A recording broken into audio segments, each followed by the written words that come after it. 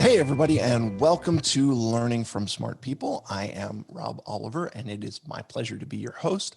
And I appreciate you taking some time to be with us today. My guest is Karen Tibbals. She had a career in marketing, which she left to go to seminary. There, she found a psychological theory that changed what she thought she knew. And she has joined us today to talk about some of those things that have changed in her mind. So, Karen, welcome to the show. Thank you for having me, Rob. I really appreciate it. Absolutely. Listen, I was reading about you and reading what you're working on, and here's you're working on a lot of it. Well, I'll let you say it. Okay. Can you tell us a little bit about what you're working on and where you're coming from? Sure. Well, as you said, I was in marketing for many years and I had a career in major multinational pharmaceutical companies and also in the advertising industry. And I thought I was an expert on why people do what they do because that's what I did for a living. I'd studied that for many years, that degree in communication, a degree in marketing. And then I went to seminary and I just had this real awakening to say, oh, there's something underneath what people are doing that I didn't know about. And that is the values that they have, or what Jonathan Haidt, who's a professor at NYU, calls the moral foundation theory. But coming from a business perspective, I realized that there was something else going on that he wasn't talking about. And actually, one of his mentors, who he studied under, had a theory that he used and adapted and that talked about the values of rationality. And he hadn't put that in his book at all because that wasn't what he was interested in, but I was. So my first book was about how these theories, which is moral foundation theory, applies to marketing. I called it Marketing Landmines. And there I talked about the trade-offs people make between the values that they have and the money that they spend, which is an unrecognized area. I was actually just contacted yesterday by a marketing professor at a university who wants to do research with that theory and to work with it to see how it plays out. Sure. And I think it has implications for ethics and all sorts of things. But then I started thinking even more about how this applies to politics, which is Haidt's area. And um, and so that's why I wrote my second book, Persuade, Don't Preach, to really help people understand what was going on. Because as I said in the um, it really helped me understand why people were doing what they're doing that didn't seem to make sense. You know, anyway, I'll let you ask a question. Well, no, I was going to say, getting this into the area of politics is, uh, you know, there are things that people don't talk about, right?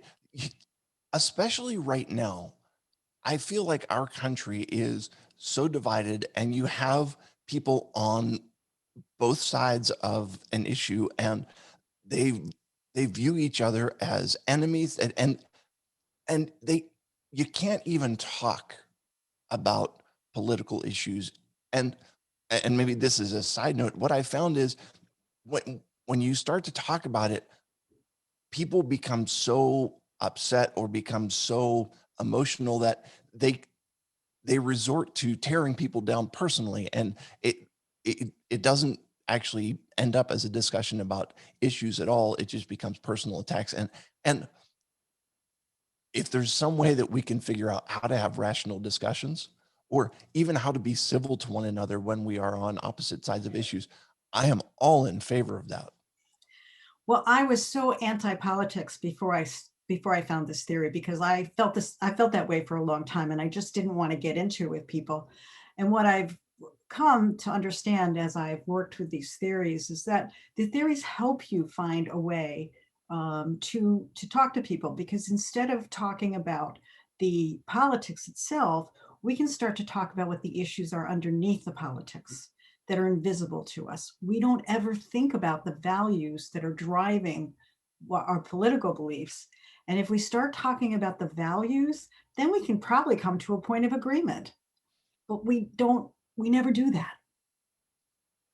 Yeah, that's it's interesting because I've thought about it from this perspective. Like, I can't see things from your perspective, and you can't see things from my perspective, because you know what I mean. That I can see through my eyes and you can't, and you can see through your eyes and I can't. But once we once we come to understand that underneath what is valuable to me, then we begin to have some understanding of why I have this view and why you have that view. And then it forms a different a different structure for us to look at the issues. Is that what you're saying? Yeah, let me give you a story that illustrates it. This happened to me a few years ago. My childless aunt, my Aunt Dot, um, had been, she'd been in my life my whole life. She was there every holiday. She was there with her camera and a gift. She didn't have any children, so me and my cousins, we'd go to visit her. And on my last visit to her, she started in a rant about immigration. Now, in the room with us was her immigrant caregiver who was there 24/7 caring for her. Mm, And Jeannie did a phenomenal job of caring for my aunt. My aunt was always clean. She was well fed. She didn't keep her from her relatives like some caregivers do. I mean, she really took good care of my Aunt Dot. Um, and I got really upset. Now, I've never done anything like this before in my life, but I told her that it was rude and I stormed out. right. And she died about 18 months later.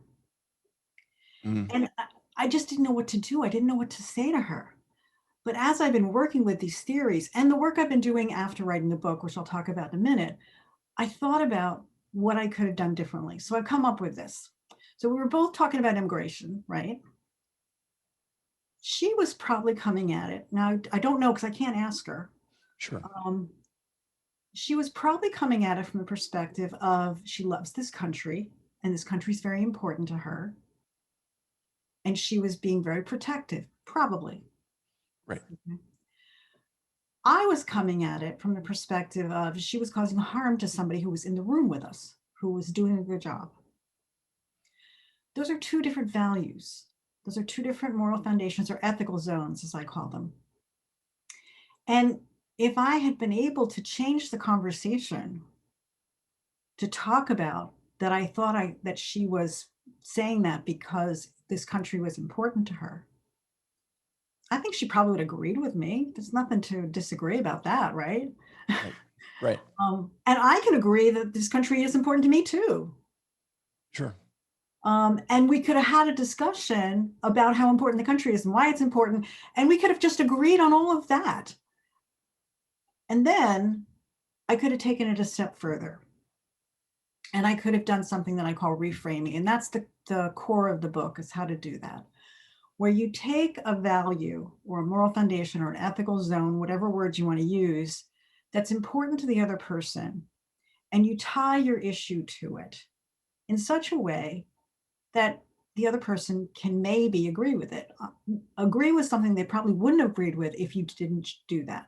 So, for instance, in the example of immigration and my aunt and her caregiver, I could have said, "Well, Aunt Jeannie is doing such a great job for you, caring for you. You're clean all the time, and no, not all caregivers do this. She's working really hard.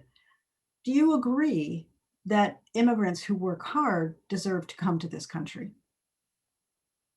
Right. She may or may not have agreed with me, but I certainly wouldn't have stormed out of her apartment and never seen her again. Right. We would have had a conversation, and it would have been on a terms that she probably would have agreed with me. And even if she didn't totally agree, she might have sort of agreed with me, and we would have continued the relationship. Right. That's what I mean by reframing, and that's the core of the book.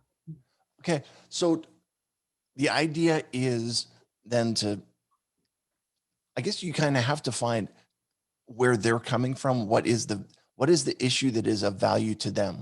And Exactly. And there's a, you know, although the people do have differences, there is somewhat of a predictable way because there's been a lot of survey research that's been done, and I describe that in my book and the presentations I give to people about how you can kind of guess, but then of course you should confirm it. okay.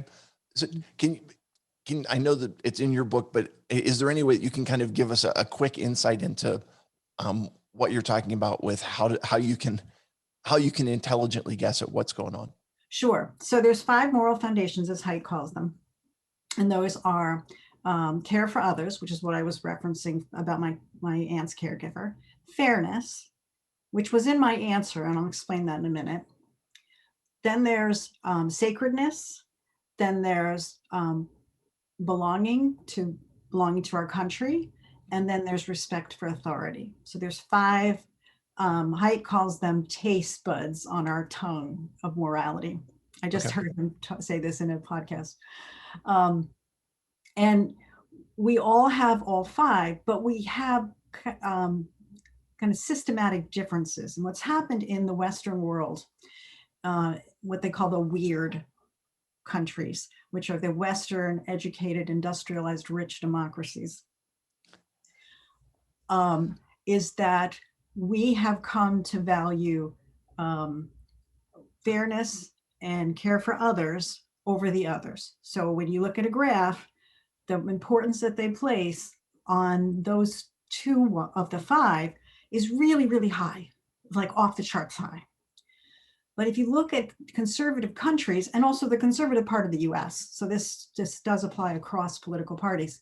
When you look at the conservative people who call themselves conservative, I'm not naming them, this is what they call themselves, they tend to be more even across all 5.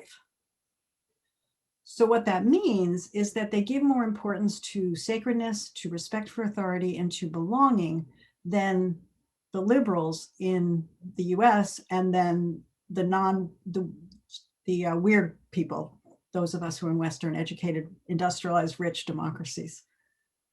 Okay. Fascinating. And I've always been told that I was weird, but I didn't realize that I come from a weird country. So that is, it's funny to put it in those contexts. So as you're looking at those 5 things, how do you kind of get the handle on who you're talking to So make, because my aunt was talking about immigration, she was probably conservative, and knowing her, she was conservative. And that issue fits into the belonging, which is patriotism is part of it. okay. So that was a tip off that I could have used. I didn't use it, but I could have Right. used. Well, okay. And let me just give you credit for this. I appreciate the fact that you're willing to share a real life example, and in which you're realizing that there's an experience for you in which you could have made a difference, and you didn't. And that's a huge thing to me. So thank you for being willing to share of yourself. It's so when people are sitting, like, you know, with their Trump loving uncle or whoever it is, which is such a stereotype, and I think is detrimental to start off with. And they're saying something that you feel as though you just can't possibly stomach at all.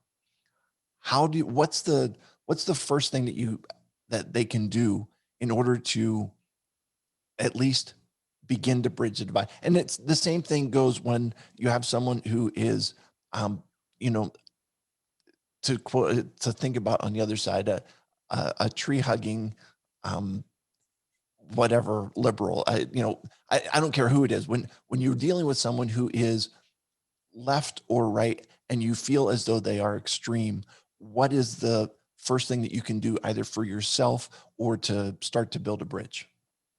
Okay.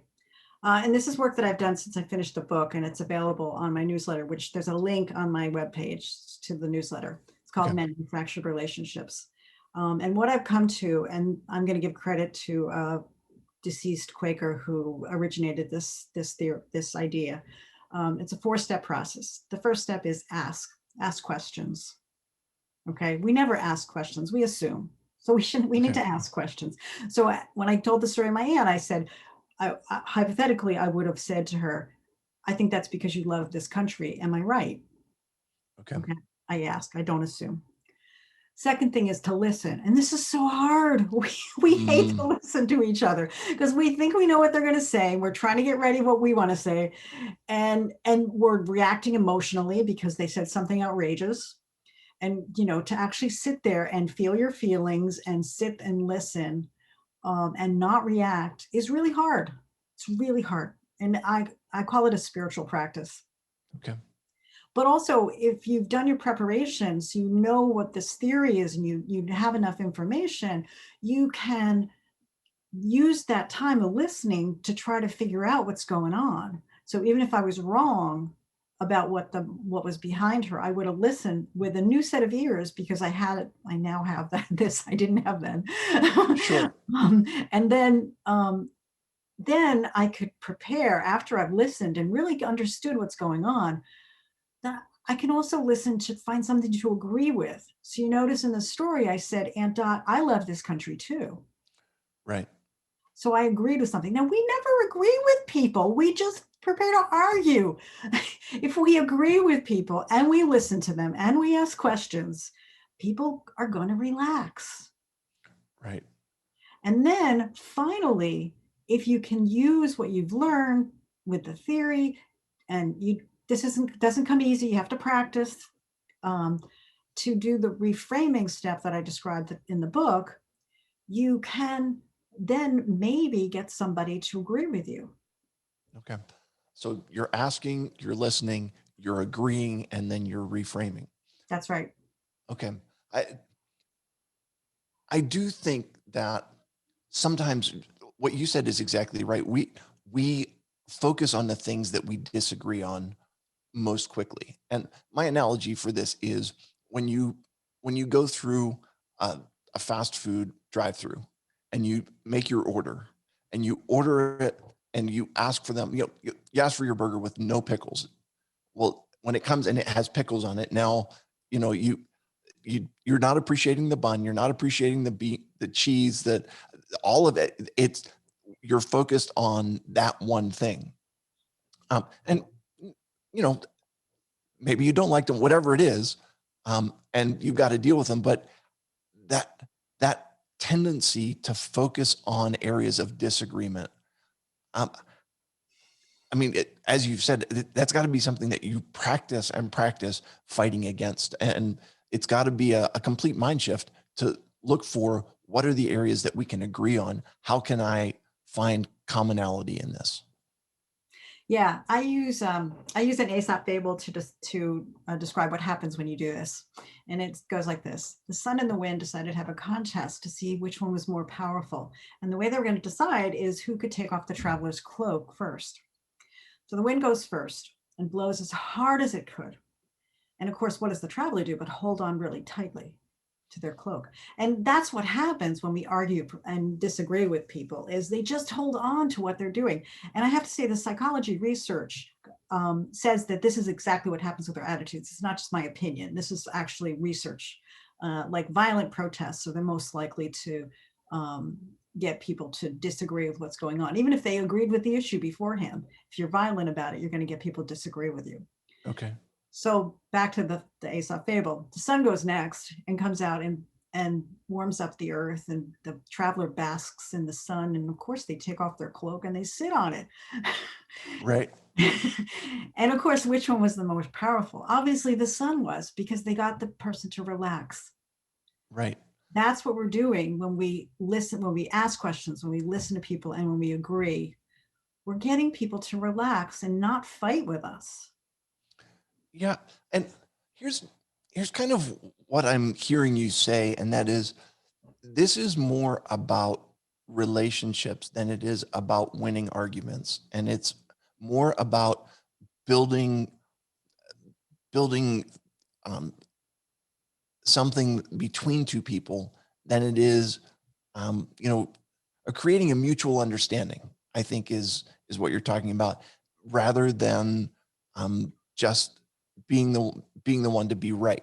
Because listen, there are people, and I think we all have this experience where when you get into an argument, people will say the most irrational and ridiculous things in order to try and win an argument and to defend their point. Um, and you, you've lost the relationship building part of it. It becomes, it's not about the people anymore. It's about the topic that you're talking about. Does that make sense? Exactly. And that's why I called my newsletter Mending Fractured Relationships. Because it's my belief that in order to heal this country, we've got to mend these relationships one at a time. Because the only way we're going to influence other people is if we can be in a relationship with them. Otherwise, they're going to ignore us. Yeah. And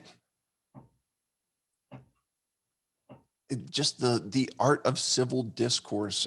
And because listen, there there are elements that we disagree on. Okay. There are things that we look at differently. But at the end of the day, we are one country, we are one people, we are one nation, and we are, and I mean, you take that and it's smaller. We're a family, right? We're relatives. And Absolutely. and in that, there's got to be some value to what we have as people in the relationship that we have. Um, yeah, it's that's awesome. It is beautiful. Yeah. And we need to learn from each other because when we shut off the other side and we call them the enemy, we never learn anything. We never go forward. And if there's something we want to do, something we want to accomplish in this country, we need to learn from the other because you know what? They have a good point. At least some of the time. There's something there to agree with. Like for instance, to say to my aunt, I love this country. Now it's something I never would have thought of until I saw this theory. But I think the last few years has really increased my appreciation for the benefits of living in this country. And I wouldn't have had that if it hadn't happened. Sure. Well, okay. So the premise of the show is learning from smart people, right?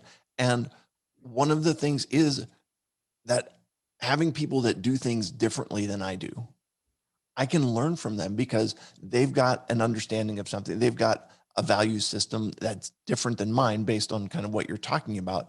And so I can learn from everyone, even people who look at things differently than I do. It's it's going to open my understanding. It's going to, and I may find out that there are there are things that I have not considered, or there are ways of looking at it that I didn't have the awareness of. And go ahead. I've got another question to follow up though after this. Exactly. That's exactly right. I mean, we all need to learn and grow as people. And if we shut off a whole group of people, we never really hear what's underneath it and what's going on because the way they said, we don't like the way they said it, or we don't really understand what's going on. And if we can just relax and listen, we can learn. Yeah, I guess one of the things that I think about is kind of a lack of self-awareness, in that we don't realize, we get so caught up either in emotions or in thoughts or whatever it is that we don't realize. So not to overly beat up your example, but your your situation, it's only in hindsight that you realize the end result of what you've done, and kind of that you missed out on 18 months of Aunt Dot's life because of this experience. And you have that self-awareness now, but in the moment you didn't have that self-awareness. I, can Right. you just speak to that for a minute? Absolutely. What I've discovered as I've been working on this for a few years now is that the more thinking I do about it, the more practicing I do, then I'm prepared for when it happens. I hadn't done the work ahead of time, so I reacted in the moment. So you need to prepare for such encounters, and we now know that they're happening all the time. So the time to prepare is now, and you need to be in a good space mentally, physically, and emotionally, and spiritually. If that's your jam, you need to pray and meditate, eat nutritious food. Don't let yourself get run down and get into a situation like that because you're going to react. Okay. But you need to also prepare by doing the homework, by trying to understand the other person and where they might be coming from, and practicing. Because I've had encounters recently with my neighbors who were conservative, and even though I wasn't consciously trying to do this, it came out of my mouth. Something relatively good came out of my mouth. And one time it didn't. So I followed up and I said, I meant to ask you more questions. And Sure. and so I didn't let it pass. I went back to the situation. I said, I meant to ask you questions. Why do you like blank? Right. Um, yeah. And in that way, I think a very good way to wrap this all up is to say that it is very rare that a single conversation can destroy an entire relationship. That there, you're talking about mending fractured relationships. That even when you have something that has been split due to possibly even just a single conversation, that there's room for that to be fixed. There's room for that to be repaired. Yes, I believe so. Not if it's totally irrevocable. I have one example that I wrote in my newsletter, where people have been disowned or, excommunicated from a church or something. And then you can't. Okay. And you probably have to do self-care and take care of yourself in that situation. But Right. as long as you've got a little bit of an opening and you start in with asking questions, and the questions can vary, and that's what I talk about in my newsletter is in different situations, different questions. Again, that's preparation you need to do. Um, and, as long as you start with an opening and show that you're open to thinking about what they're saying and not just get into an argument, you can start to mend this relationship. Got it. Excellent. Karen Tibbals, thank you so much for sharing. And this has been a lot to think about. If people are trying to find you on the web, like what's your website? Where can they find you easiest? Okay, the best website for this work is persuadedon'tpreach.com with no apostrophe. Okay.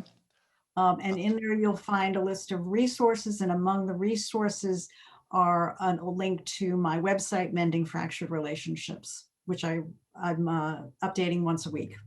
Fantastic. I will include that link and I'll put in some other of your social media links and stuff. They'll go down in the show notes and people can catch you there. Wonderful. It's time for 3 questions to establish your humanity. Are you ready for this? Sure. All right. A genie gives you 3 wishes. What are they? To see my son, to travel, Okay.